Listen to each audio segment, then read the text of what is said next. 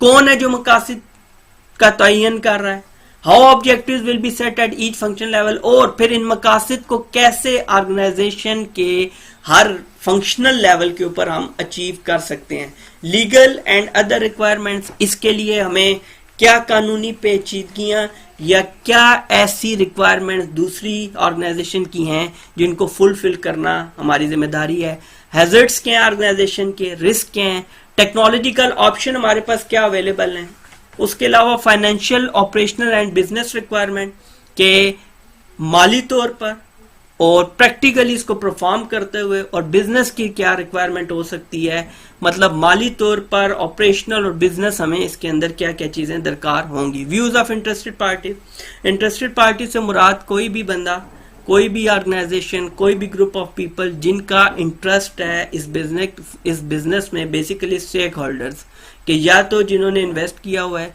या तो जो ये काम परफॉर्म करेंगे, या जनरल पब्लिक, कोई भी ऐसा जो इससे अफेक्ट हो सकता है इस काम से, तो उन तमाम तर लोगों के व्यूज लाजमी लिए जाएंगे ताकि किसी भी सूरत किसी को भी किसी भी तरह की शिकायत ना हो। आगे जी अगेन ग्रुप एक्सरसाइज आ गई। ग्रुप एक्सरसाइज में कहता है जी टारगेट में be included in the statement of intent to show commitment to improvement. ठीक हो गया। Why target should be included, general examples only needed. ये आप बताएंगे कि टारगेट्स क्यों हम इंक्लूड करते हैं जनरल स्टेटमेंट ऑफ इंटेंट में। आगे चलते हैं जी, आगे चलेंगे तो अब हमारा सेकंड पार्ट आ गया है। किसका सेकंड पार्ट आ गया है?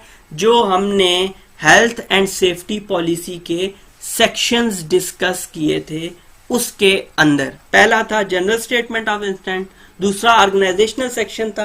तो ऑर्गेनाइजेशनल सेक्शन में रोल्स एंड रिस्पॉन्सिबिलिटीज कि आपने अब स्टेटमेंट ऑफ इंटेंट तो बता दिया आपने, स्मार्ट ऑब्जेक्टिव सेट करके आपने बता दिया कि हमारे मकासद क्या हैं, हम करना क्या चाह रहे हैं।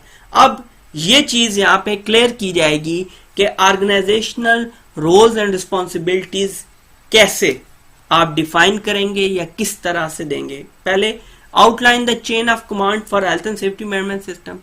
चेन ऑफ कमांड COC को बोलते हैं, जिसमें आपके MD से या GM से एक कमांड स्टार्ट होती है और वो नीचे वर्कर तक स्टेप बाय स्टेप आती है।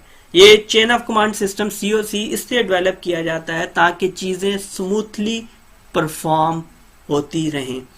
आगे जी आइडेंटिफाई, इसके अंदर फिर हम रोल्स और रिस्पॉन्सिबिलिटी स्टाफ की आइडेंटिफाई करेंगे। Usually include